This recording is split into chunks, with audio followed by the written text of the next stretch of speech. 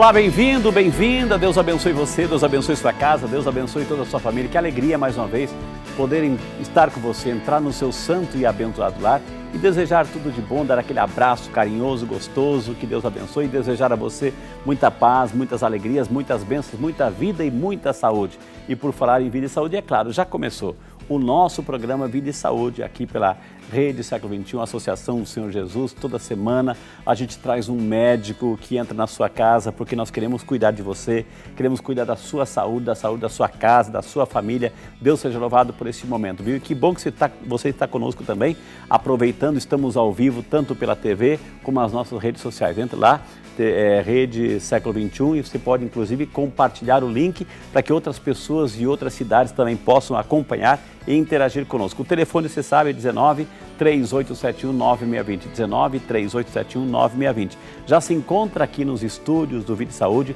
o nosso queridíssimo Dr. Geraldo Balloni, médico psiquiatra, que aceitou o nosso convite para falar de uma realidade que é uma realidade do ano inteiro. Principalmente nessa época, onde começam a acentuar algumas festas, algumas confraternizações, enfim, queremos assim trazer o tema prevenção aos vícios, ou seja, qual é a porta de entrada dos vícios? Como ajudar a família? Como ajudar aquela pessoa que de repente é convidado à confraternização na própria família, que vai ter lá bebida alcoólica? Como ajudar essa pessoa? Como se prevenir? É verdade que a pessoa não toma, não bebe, não ingere qualquer coisa, mas assim, um incentivo, uma gota é suficiente para desencadear de novo todo um processo de vício. Tudo isso a gente vai entender hoje aqui com o nosso queridíssimo doutor Geraldo Balloni, viu? E é tão interessante, tão importante que você participe. Tem alguma história? Eu estou aqui bem ao lado da imagem de São Peregrino, protetor contra o mal do câncer.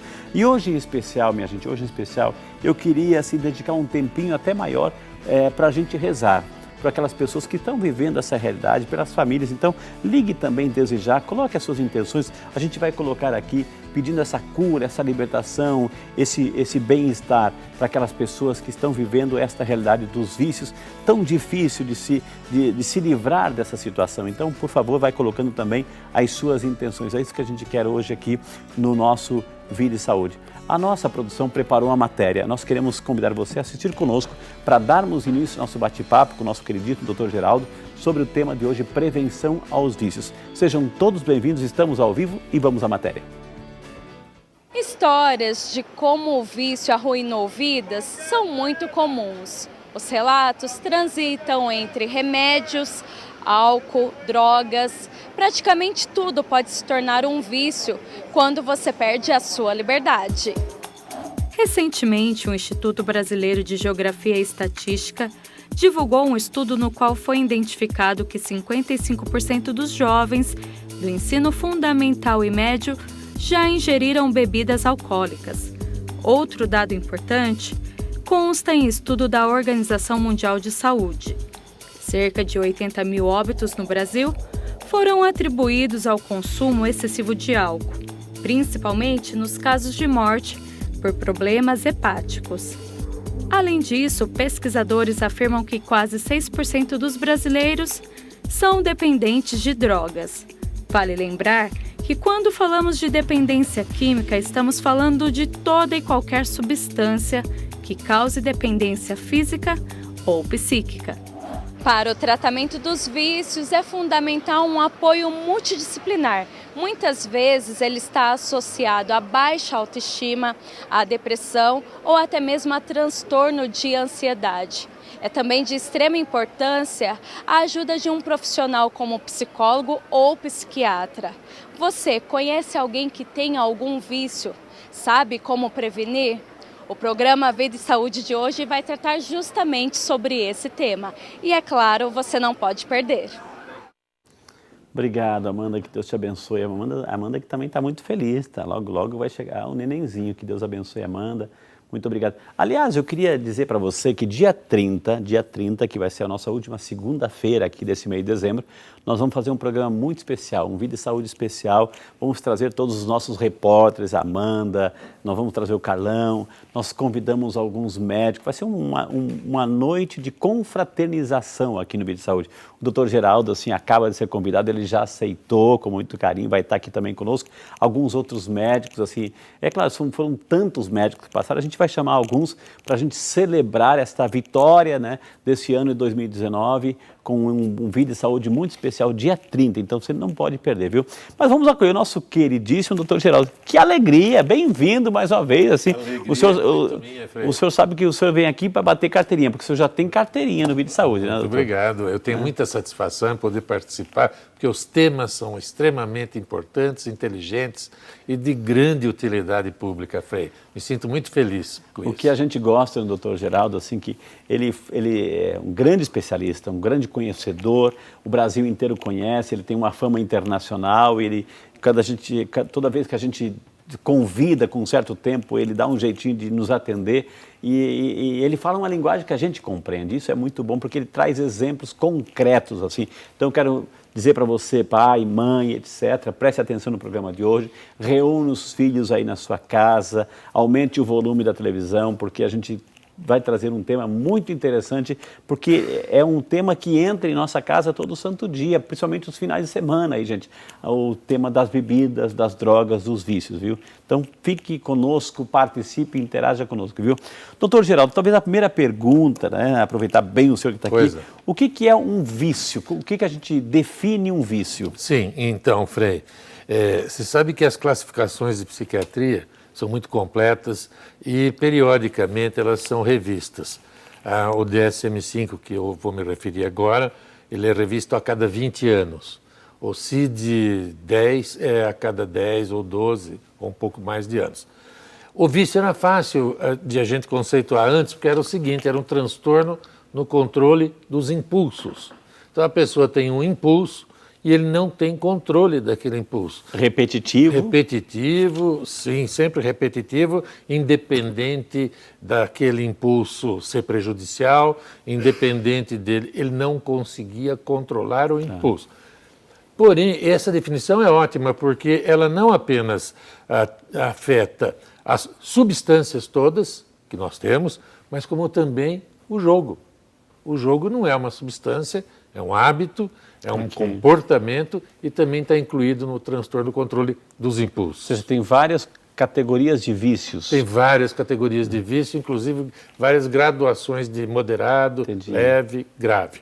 Agora, com a classificação nova, infelizmente, está dando um espaço muito grande para o politicamente correto, em detrimento do cientificamente verdadeiro.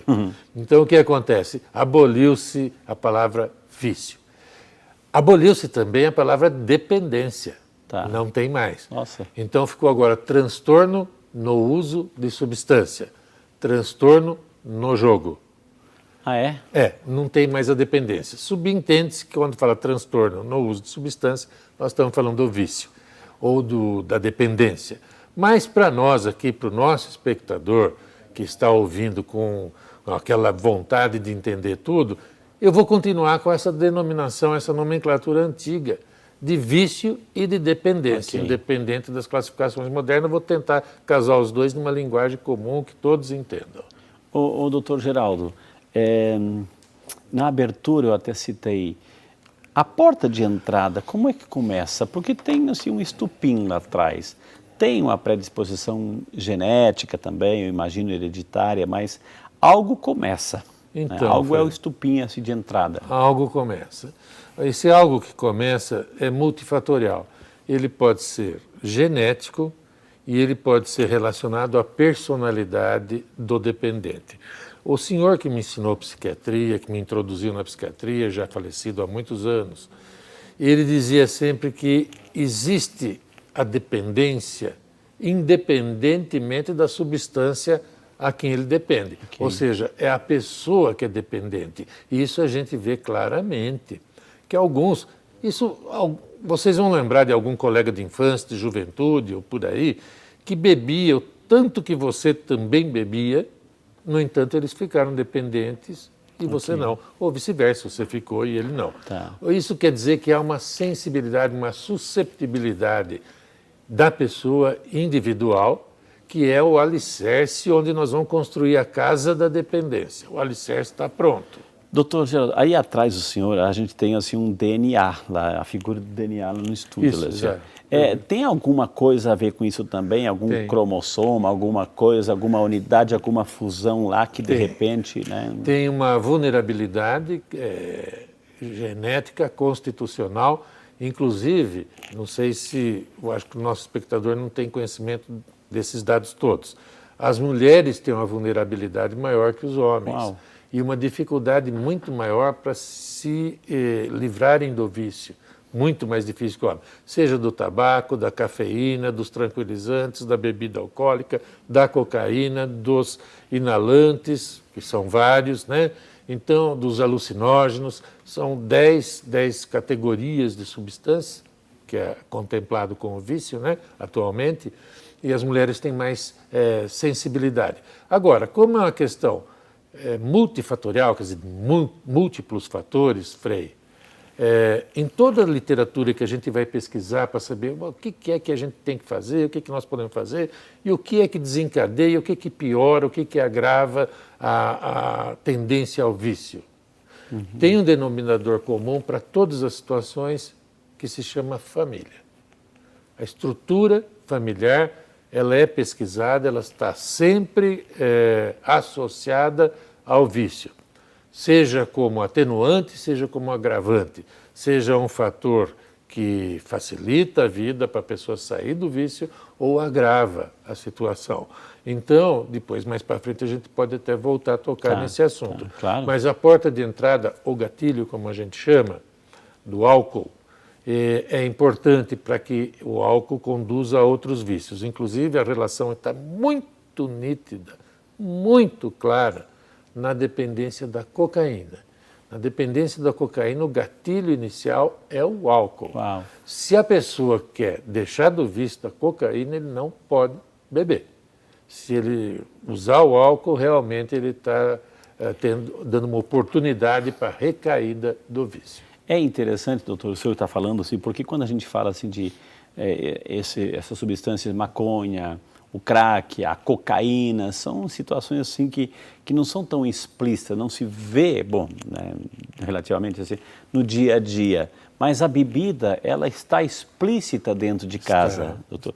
É abrir a geladeira, é aquele adega que se tem, ela está lá. Então, ela pode ser a porta de entrada de todas as outras. Pode e costuma ser. Entendi. E é uma crueldade, quer dizer, é muito... É terrível a gente tratar desse assunto tentando fazer a pessoa deixar o vício da bebida. Exatamente por causa disso que o senhor acabou de falar. O apelo social para se beber é enorme.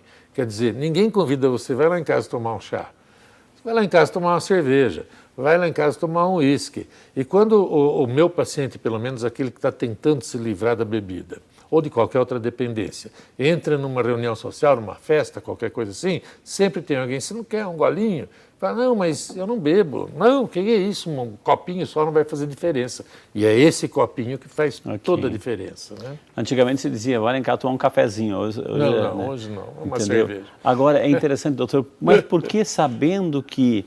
Né, sabendo que é essa porta de entrada, uma das grandes portas, talvez um grande portão de entrada de todos os outros vícios à bebida, como é que o Ministério da Saúde, né, as políticas públicas, assim, desenfreadamente, a gente, está assistindo um programa, chama o intervalo, é propaganda de cerveja, é propaganda disso, ou seja, abertamente, ou seja... E há uns anos atrás tinha de cigarro também. De cigarro, doutora, e aí é aquela questão, associando a felicidade, a prazer, a bem-estar, a vitória, a conquista, a superação nas alturas, etc. Então, tem esse apelo muito forte, muito doutor. Forte. Então, é realmente uma situação complicada. E a situação se complica mais ainda porque o ser humano, um indivíduo é diferente do outro. Então, tem aqueles que são vulneráveis ao vício. Eles vão realmente ficar dependentes. Eles são realmente dependentes. E tem aqueles que não são. Então, aqueles que não são acreditam que isso é uma fraqueza do outro que é. E aquele outro que é dependente acha que se ele não tem dependência e pode beber, por que eu também não posso? Okay. Então, uma tendência muito ruim de inflação do ego, que a gente chama, né, que todo mundo tem o ego muito grande, fala, não, o vício é para o outro, em mim não. Tá. Né? Isso atrapalha muito. Que sinal, doutor, assim, o senhor poderia assim, nos indicar, nos orientar, para quem está em casa, que sinal se tem quando a pessoa já está... Porque uma coisa é, eu bebo socialmente, final de semana, eu tenho consciência, eu paro quando eu quero, etc. Né? Muita gente diz assim. Mas que sinal que o próprio corpo, que o próprio filho, o próprio pai, a própria mãe, enfim, está dando que ali já está excedendo? É quando acorda de manhã, em lugar de tomar água ou café, já quer uma cerveja? É ali, doutor? Quando é de manhã, o quadro é muito grave. Mas a gente não precisa esperar chegar nesse ponto da pessoa acordar já pensando na bebida e em qual é o momento que eu vou tomar a primeira dose. Isso já é bem grave. Mas, em geral, a gente começa a suspeitar do vício quando a pessoa tem exatamente a dificuldade do controle do impulso. Quer dizer, é um fracasso no controle do impulso e da vontade. Então, é uma área que afeta o impulso e também a vontade. Agora, a pessoa, ele mesmo, muitas vezes, não se percebe assim, ou faz questão de negar Geralmente a pessoa não percebe. Ela quer negar a realidade. É um absurdo isso, porque os parentes percebem e ele não percebe. Então, veja bem, aquilo que começou como uma liberdade, quer dizer, uma glória, eu bebo se eu quiser, se eu não quiser eu não bebo, eu inverter a proposta para ele. Então, procure ser livre, procura não beber. Quero ver se você tem essa mesma liberdade. Ele não tem essa liberdade, porque o vício domina totalmente a esfera da volição, da vontade e do impulso. Então, foi ele viciado, infelizmente, ele perdeu a liberdade. Entendi. A liberdade de se conduzir. O doutor Geraldo, também, tem que colocar na pauta da nossa discussão, enfim, eu quero que você também participe, por favor, participe. Ou seja, a pessoa que está vivendo, de repente, uma situação negativa, uma situação de fracasso, uma situação emocionalmente, né, irritadíssima, enfim, que está lá, o time perdeu, foi rebaixado, ou sei lá, no trabalho. Então, a bebida passa a ser a minha compensação, a minha válvula de escape, doutor? Muitas vezes, sim. Não em geral para qualquer vivência, quer dizer, não é uma vivência desabonadora ou angustiante que já vai fazer com que a pessoa recorra, por exemplo, à bebida. Mas especificamente os transtornos da ansiedade é que favorece o uso do álcool, porque através do álcool, aquela ansiedade, que é uma angústia muito grande, aquela ansiedade, aquela agonia, ele é diminuído sensivelmente com o uso do álcool. Vamos imaginar, por exemplo, uma pessoa que tenha pânico. Síndrome do pânico. Claro. Ele não consegue sair sozinho de casa que ele vai passar mal, ele vai achar que vai morrer, começa a dar aquele sufoco, falta de ar, palpitação, formigamento, tontura. Ele está saindo de casa, como é que eu vou chegar assim no meu trabalho, numa reunião social? Então ele toma uma dose e aquilo alivia. Evidentemente, se ele faz parte do grande grupo de pessoas que não tem a sensibilidade, a susceptibilidade ao vício, muito bem, ele vai continuar tomando a dosinha dele, beleza, e não vai passar disso. Mas tem uma parte muito expressiva que, com este começo, vai resultar no vício, por causa de uma reação emocional. Agora, as vivências em si, que é o que o senhor perguntou, de um dissabor, as frustrações, de uma frustração, algumas vezes, sim, é responsável. Mas a gente não sabe cientificamente se realmente é responsável ou se ela é atribuída como responsabilidade. Fala, eu bebi também porque minha vida está ruim. Eu bebi também porque eu briguei com o namorado. Eu bebi também porque meu filho está doente, eu estou devendo. Quer dizer, a gente começa a perceber que qualquer coisa daí para frente passa a ser, entre aspas, uma justificativa para esse fracasso de controlar o querer impulso. achar um culpado fora. Exato. Né? Gente, o assunto de hoje é prevenção aos vícios, assim, a gente está falando de bebida, mas a gente vai entrar nas drogas, etc, e outras formas de dependência ou de vício, enfim. Eu vou chamar o nosso intervalo na sequência e vou perguntar para o Dr. Geraldo assim, mas hoje a gente vê que cada vez mais, antigamente bebida era coisa de gente grande, né, de jovem grande, mas a gente cada vez mais adolescentes ou até na fase infantil, né? Muitas crianças estão entrando nessa dinâmica. O que fazer? Como identificar? Como ajudar? Tudo isso e muito mais aqui no Vídeo Saúde, que é seu e volta já só para você. Você merece, viu?